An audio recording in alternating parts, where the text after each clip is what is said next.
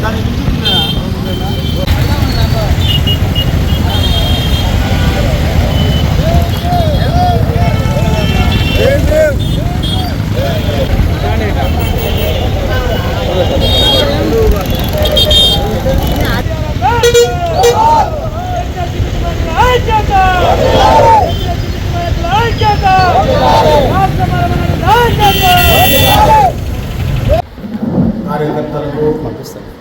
నాతోటి నాయకులకు నాయకురాళ్లకు దళిత ఉద్యమ నమస్కారం తెలియజేసుకుంటున్నాను.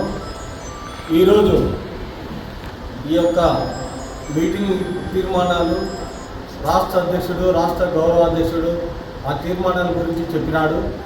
అయితే ఈ తీర్మానాలలో ఏ ఒక్కటి మన దళిత జాతికి జరగకపోయినా మనం ముందుండి పోరాటాలకు సిద్ధం కావాలని నేను రాష్ట్ర మహామహారాష్ట్ర తరఫున నేను మీ అందరికీ తెలుపుకుంటున్నాను. ఒకటి, మీలో ఎవరు ఎప్పుడైనా సరే అర్ధరాత్రిని కానీ 12 కానీ 1 గంట కానీ అనకుండా మీ సమస్య ఎప్పుడు వచ్చినా నాకు ఫోన్ చేస్తే నేను వెంటనే స్పందిస్తాను. మీరు రాత్రి కాబట్టి మీరు ఆ పాలకులు నమ్మకుండా మనకు ఏదైతే అంబేద్కర్ గారు ఏదైతే మనకు ఒక దారి చూపినాడో ఆ దారిలో మనమందరం కలిసి ఉద్యమిస్తే తప్ప మన హక్కులు సాధించుకోలేమనేది అక్షరాల నిజం. ఎందుకంటే నేను చాలాసార్లు చూసిన ఎన్నో నేను కళ్ళారా మేము ఒడిదుడుకులు చూసి జాతి ఏ విధంగా హింసింపబడుతుంది, ఎందుకు మనం వెనుకబడిపోతున్నాం అనేది నా కళ్ళారా చూసి నేను ఒక్కటే దేవుని అడిగినాను. నేను వీళ్లకు ఏమైతే ఎందుకు ఇట్లా నా జాతి అంతరించిపోతుంది, ఎందుకు ఈ మహిళలు అగ్రకులస్తుల చేతిలో పెట్టుబడిదారుల చేతిలో ఇట్లా మానసిక వేదనకు గురవుతున్నారనేది ఒకసారి నేను దేవుని ప్రార్థన చేశాను. ఆయన నాకు ఒక్కటే కల్పించినాడు, నువ్వు ఉండి రథసారథిగా ఉండి నువ్వు నిర్భయముగా నీ ముందుంచబడిన పరుగు బంధంలో ఓపికతో పరిగెత్తమని నాకు వాక్యం ద్వారా చెప్పినాడు. ఆ రోజు నుండి ఈ రోజు వరకు నేను నిబ్బరంగానే ఆయన ఇచ్చిన మార్గంలోనే నడుస్తూ ఉన్నా. అనేక సమస్యలు ఎదురైనాయి, నాకు భయంకరమైన సమస్యలు ఎదురైనాయి. నాకు వీళ్ళంతా మీరంతా ఉన్నారు. నాకు ఆ రోజు నలుగురితో అయినది, ఈ పొద్దు 100 మంది 1000 మందితో ఈరోజు నేను వాళ్ళ అభిమానాన్ని చూరుకుంటున్నా అంటే అది దానికంతా కారణం మీ అభిమానము, మీ ప్రోత్సాహము, మీ బలమే. నాకు ఇప్పుడు కూడా నేను మీ బలమని అడుగుతా ఉన్నా. ఏంటంటే మీరు నాకు సహకరిస్తే మనమైతే మన గౌరవాధ్యక్షుడు ఏ అయితే తీర్మానాలు ప్రవేశపెట్టారో, మన రాష్ట్ర అధ్యక్షుడు గౌరవాధ్యక్షుడు నుంచి ఏ అయితే తీర్మానాలు ప్రవేశపెట్టారో దానికి మీరు ఆమోదించినారు. అయితే నేను ముందుండి ఇవన్నీ నా భుజాన వేసుకొని ముందుకు పోయి ఈ సాధించే వరకు ఈ ప్రభుత్వం మీద ఒత్తిడి తెస్తానని నేను మాట ఇస్తున్నా. మీరందరూ నాకు సహకరించాలి. అనేక విధాలుగా నష్టపోతున్నాం మనం. మామూలుగా అయితే ప్రభుత్వము ప్రతి నెల పౌరోక్కుల దినోత్సవం జరపాలా, అది జరపడం లేదు. ఎందుకంటే పల్లెలలోకి వచ్చి ఎస్సీ ఎస్టీ అట్రాసిటీ కేసు మీద దళిత వాడలలో అవగాహన కల్పించాలి. ఎక్కడైతే వీళ్ళు చట్టాలు తెలుసుకుంటే వీళ్ళు ఎక్కడ బాగుపడతారో, వీళ్ళు ఎట్లా మాతో పాటు ఉంటారనే ఉద్దేశంతోనే అధికారులు కానీ అగ్రకులస్తులు పౌరోక్కుల దినోత్సవాన్ని జరపకుండా ఆపేశారు. దీంట్లో అధికారుల పాత్ర కూడా ఉంది. కలెక్టర్ కానీ ఆర్డీఓలు ఈ లెవెల్లో జరగాల్సింది. అది అంటే SC ST vigilance monitoring committee కూడా ఎస్సీ ఎస్టీ అట్రాసిటీ కేసుల పైన జరపాలా, అది జరపడం లేదు. నిన్నటి సత్యకేమో ఒక 4 సంవత్సరాల బాలిక మీద అత్యాచారం జరిగి అవాపను చంపేసినాడు. అయితే ఆ కామాంధులకి ఒక దళితులే మాత్రమే రోడ్డెక్కి అది నేరము, అతనికి ఉరిశిక్ష వేయాలని డిమాండ్ చేసినాం తప్ప అగ్రకులస్తులు ఎవరే కానీ రోడ్డెక్కి ఆ పాపకు కానీ ఆ కుటుంబానికి న్యాయం చేయాలని ఎవరు రోడ్డెక్కలేదు. ఎందుకంటే మనం ఈ కడప జిల్లాలో మనం మేము చెప్పాలనుకుంటున్నాం. అదే ఒక బెంగాల్లో, పశ్చిమ బెంగాల్లో ఒక డాక్టర్ అగ్రకులం అమ్మాయి, ఆ అమ్మాయిని రేప్ చేసి చంపడం జరిగింది. అప్పుడు ఈ రాష్ట్రం అంతా ఒక్కసారిగా అలజడి లేపి దాని మీద పెద్దగా ఆందోళన కార్యక్రమాలు చేశారు. మన కడపలో కూడా ఒక ఎమ్మెల్యే మాధవరెడ్డి గారు, ఆమె కూడా ఏం చేసినారు, మైనపత్తు కొట్టుకొని వాడిని ఉరి తీయాలని ఆమె కూడా రోడ్డు ఎక్కింది. సంతోషమే. అయితే ఎక్కడో పశ్చిమ బెంగాల్లో జరిగింది. మనకు కనిసూపు 70 కిలోమీటర్లు కడప నుండి జమ్మలమడుగు. జమ్మలమడుగులో 4 సంవత్సరాల బాలికపై అత్యాచారం చేసి చంపితే మరి ఆ ఎమ్మెల్యే ఏమైందో అర్థం కావడం లేదు. ఎందుకట్లా? ఆమె మహిళ కదా, పాప మహిళ కదా, ఆ పాప అది ప్రాణం కదా. ఎందుకు ఇలా కుల వివక్ష? ఇలా ఎన్నో కుల వివక్షలు ఎదుర్కొంటున్నాం. ఇప్పుడు కూడా ఆమె తోట తిరిగే బాడీ గార్డు కూడా దళితులే. అయినా ఏం ప్రయోజనం? బానిసత్వం నుండి రావాల, విముక్తి కలగాలి. మనం నిజంగా ఉద్యమం చేసే వాళ్ళ దగ్గరికి వచ్చి మన హక్కులు సాధించుకోవాలా. ఈరోజు ఆ కుటుంబం బజార్లో పడింది, బిడ్డలు పోగొట్టుకొని ఎంతో ఆవేదన ఉంటుంది ఆ కుటుంబానికి. ఇలాంటి భయంకరమైన సంఘటనలు రోజు ఎక్కడ చూసినా ఇవి జరుగుతానంటాయి. వీటి మీద మన ఉద్యమ రూపంలో ఇది అలర్జరీ లేకపోతే కానీ ఇవన్నీ సద్దుమరిగే పరిస్థితి లేదు. అలాగే చెప్తే ఎన్నో కార్యక్రమాలు మనము చేయాల్సి ఉంది. ఇవన్నీ ఒక నెల టైం పెట్టుకొని ఒక్కొక్క ఏరియాలో ఒక్కొక్కసారి ఎక్కడ పిలిచినా నేను వస్తా. అక్కడికి వచ్చిన తర్వాత మన సమస్యల మీద ఒకసారి ధర్నా కానీ నిరసన కార్యక్రమాలు కానీ మీరేం చెప్తే దానికి మేము వచ్చి ఒకవేళ పోలీసు అధికారులతో కానీ ఎవరితోనైనా సరే రెవెన్యూ అధికారులతో కానీ మేము మాట్లాడి ఆ సమస్యను పరిష్కరించే విధంగా ప్రయత్నాలు చేస్తాము. ఒకవేళ పరిష్కరించలేని పోలీసు అధికారులు పరిష్కరించలేకపోతే ధర్నాలు ర్యాలీలు కూడా సిద్ధంగా ఉంటామని మీకు సభాముఖంగా తెలియజేస్తున్నాను. ఈ పదే నేను ఎందుకు చెప్తున్నానంటే రాష్ట్ర మాల మహానాడులో ఉన్నటువంటి మాల నాయకులందరూ పల్లెలలో మన సత్తాలు, మనం చేస్తున్నటువంటి విజయాలు, వీటన్నిటి గురించి వారికి చెప్తూ వారిని కూడా ప్రలోభం పెట్టి మాల మహానాడులో ఉంటే వారికి ఉపయోగాలు ఏంటి ఇవన్నీ చెప్పాలి. ఎందుకంటే ఇప్పటికీ మేము స్టార్ట్ చేసి 7-8 నెలలు అయితే 7-8 సంవత్సరాలు రాష్ట్ర మాల మహానాడు. నేను దృఢ విశ్వాసంతో గట్టిగా నమ్మి చెప్తున్నా, ఏ ఒక్క ఎమ్మెల్యే ఎంపీ అయినా సరే రాష్ట్రంలో ఉన్నటువంటి మాలకు ఇమ్మానియాలు తెప్పించిన వెహికల్స్ ఎవరికి లేవు. వెహికల్స్ ఇప్పుడు ఇక్కడ ఉన్నటువంటి మనకు 7-8 మందిని వెహికల్లో తిరుగుతున్నాం. మా నినాదం ఏంటంటే, పూర్వకాలంలో మన వాళ్ళందరూ ఎంఆర్ఓ ఆఫీస్ కానీ కలెక్టర్ ఆఫీస్ కానీ పోవాలంటే సైకిళ్ళ మీదనో ఎక్సెల్ స్కూటీ మీదనో నడుచుకుంటూ పోయేవాళ్ళు. కానీ ఈనాడు మన కమిటీ గురించి, మన రాష్ట్ర మాల కమిటీ గురించి జిల్లా అంతటా మాట్లాడుతున్నారు. ఏమని తెలుసా?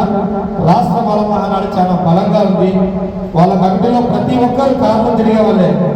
కారులో తిరుగుతారంటే అది మనకు బాగున్నది కాదు, మన చుట్టూ మనకు బలం ఉంది కాబట్టి మనం ధైర్యంగా వెళ్ళిపోతున్నాం. Right sir. ఎందుకంటే ఏ ఎమ్మెల్యే కానీ మీకు లోన్స్ కానీ కార్లు కానీ వారికి ఏ సమస్య వచ్చినా కానీ అర్ధరాత్రి అయినా సరే మీరు 12 గంటలకు ఫోన్ చేసినా ఇమ్మానియాలన్నా ఖచ్చితంగా స్పందిస్తారు. రాష్ట్ర మాల మహానాడు అనేది చాలా విలువలతో కూడుకున్నది.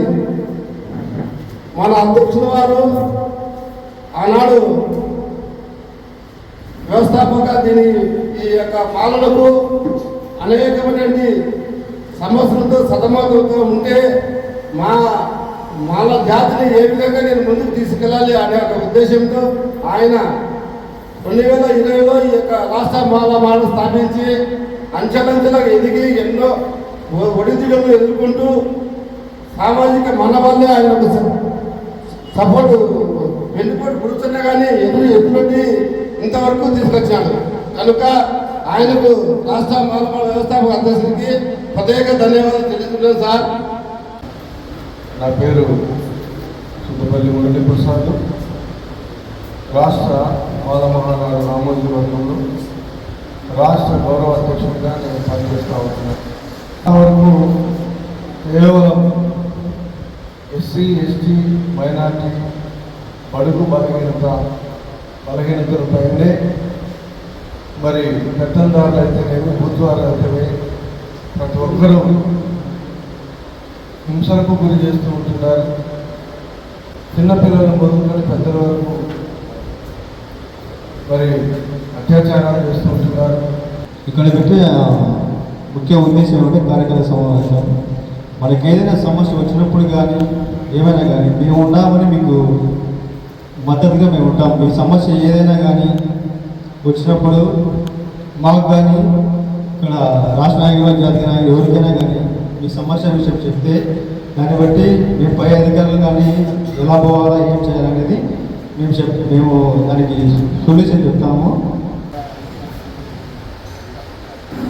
జాతీయ అధ్యక్షులు రామాజీ మేనలకు, రాష్ట్ర అధ్యక్షులు తాలపాక అభినందన గారికి, ముట్లన్నకు, ఓబీఎస్ అన్నకు, ఇక్కడ జిల్లా కార్యకర్తలకు, ప్రతిదూరు మండలం సంబంధించిన మా మాలమానాడు అన్నలకు అందరికీ నా వందనాలు. ఈ మీటింగ్ ఏర్పాటు చేసిన అన్నలకు నా ప్రత్యేక ధన్యవాదాలు. ఇలా మాకు చాలా వరకు తెలియదు మీటింగ్లో ఏమేమి చెప్తారనేది.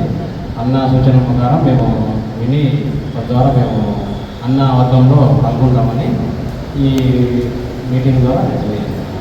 Thank you. నా పేరు రమణ లక్ష్మయ్య, అది నంద్యాల జిల్లా జాయింట్ సెక్రటరీని. ఇంకా ఈ వర్గంలో జాయిన్ చేయించి అన్న దృష్టికి తీసుకొచ్చి తెలియని విషయాలు కూడా తెలియజెప్పించుకొని ఈ కార్యక్రమంలో ముందుకు తీసుకెళ్తానని చెప్పి తెలియజేసుకుంటున్నాను. ముఖ్యంగా ఈ ఉద్దేశం ఏంటంటే బడుగు బలహీన వర్గాల గురించి మాట్లాడుతూ వస్తున్నారు. మనం అనేక సమస్యల నుండి ఎదుర్కొని రావాలంటే మనము ఒకటిగా ఉండాలి. ఐక్యత అనేది ముఖ్యం. ఐక్యత లేకుండా ఏం చేయలేము, ఏం పోరాడలేము. ముఖ్యంగా మనలో ఉండాల్సింది ఐక్యత, సమాధానం ఉండాలా. అందరికి పట్ల ఒకరి పట్ల ఒక భేదాభిప్రాయం అనేది ఉండకూడదు. కూడి వచ్చిన రాష్ట్ర మాల మహానాడు జాతీయ కార్యవర్గం అందరికీ, వచ్చిన సహోదరులందరికీ నా వందనాలు తెలియజేస్తూ ఉన్నా. నా పేరు రెవరెండ్ ఎం జోసెఫ్. నేను పాస్టర్, ప్రస్తుతం జమలవాడ టౌన్ చర్చిలో పాస్టర్గా పనిచేస్తున్నా. అయితే పాస్టర్గా ఉన్నప్పటికీ ఇది నా యొక్క వర్గం, నా వర్గం. కాకపోతే నేను చాలాసార్లు ఇందులో చెప్తా వచ్చాను, కానీ నేను ఏదో విధంగా పోలేకపోయాను. ఇప్పుడు మా తోటి పాస్టర్ కుమార్ గారు తెలిసి అన్నా ఇట్లా ముందుకు పోదామంటే వచ్చేసారు దానికి. కాకపోతే ఎస్సీలు అన్నటువంటి మాల అన్నటువంటి మనం అక్కడి నుండి వచ్చిన వాళ్ళమే కాబట్టి నాకు మాల మా ఎక్కడ ఏది కూడా అందరూ కూడా నా వారు, అంతా నా సహోదరులు అనే ఉద్దేశం చేత నా కమ్యూనిటీలో ఏదైనా పొరపాటు ఏ ఇబ్బంది జరిగినా, మరి రాజకీయ పరంగా కానీ, మరి రెవెన్యూ పరంగా కానీ, ఏ దాంట్లోనైనా ఏ సమస్యలు జరిగినా కూడా నాకు ఒక నమ్మకం. ఎందుకంటే ఎస్సీ అంటే మాల మహానాడు అనేటువంటి ఒక కార్యవర్గం నాకు ఉంది. మరి ఒకవేళ మా చేతి కాకపోతే మా వారి ద్వారా నేను ఏదైనా ఒక హక్కులు సాధించుకోవాలి, సంపాదించుకోవాలని ఆశ నాకుంది. అందుని బట్టి ఈ యొక్క కార్యవర్గ సమావేశానికి ఆహ్వానించిన వెంటనే మీ ఆహ్వానం అందుకని నేను ఇక్కడికి వచ్చినందుకు నాకు ఎంతో సంతోషిస్తున్నాను. కాబట్టి నాకు ఈ సమయం ఆహ్వానం యొక్క అవకాశం కలిగించిన మీ అందరికీ నమస్కరిస్తూ ముగించుకుంటున్నాను. ఎస్సీ ఎస్టీ వారి మీద దాడులు జరుగుతున్నాయి అని చెప్తున్నాం కదా. అయితే అందులో మనమే క్రిస్టియన్స్గా కూడా ఉన్నాం. మనం క్రిస్టియన్స్ మీద కూడా ఎక్కువ దాడులు జరుగుతున్నాయి, చర్చిల మీద దాడులు జరుగుతున్నాయి. మనమందరము నిజంగా ఐక్యతగా ఉంది, యూనిట్గా ఉంది. ఎక్కడ జరిగినా ఏం జరిగినా అందరం కలిసిమెలిసి చేయాలనే ఉద్దేశంతో మేము కూడా ఉన్నాము.